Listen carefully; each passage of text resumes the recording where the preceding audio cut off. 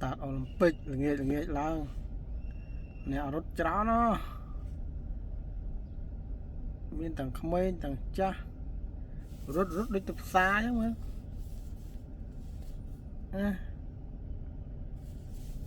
មិនតិចណារាប់រាប់ពាន់នេះរត់មកកម្លាំង start មនុស្សរត់តាំងពីថ្ងៃម៉ោង3អីរហូតដល់ម៉ោង7អី7ជាងប៉ុនអស់ហ្នឹងរត់ដល់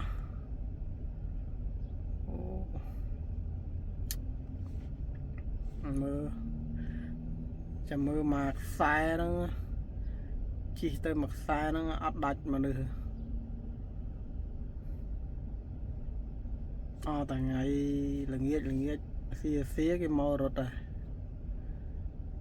អញ្ចឹងមិន start Olympic គេនៅបើកបានយូរវាអត់ស្ងាត់មនុស្សកន្លែងហាត់ប្រាណច្រើនមកមើលអ្នករត់មិនតិចណា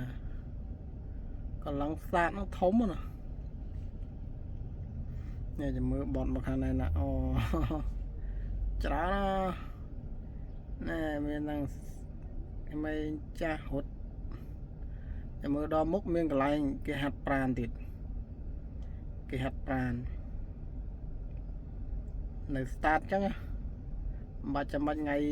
សៅរ៍អាទិត្យទេថ្ងៃបុណ្យថ្ងៃអីឃើញនេះនៅច្រើនរហូតមក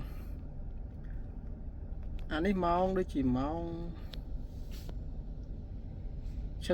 នឹងស្មានហ្នឹងនៅមនុស្សព្រាតមើលច្រើនណាស់ណែកន្លែងខាងមុខនេះគេហាត់ប្រាណណែសិនណាហាត់ប្រាណនោះច្រើនណាស់មិនតិចទេថត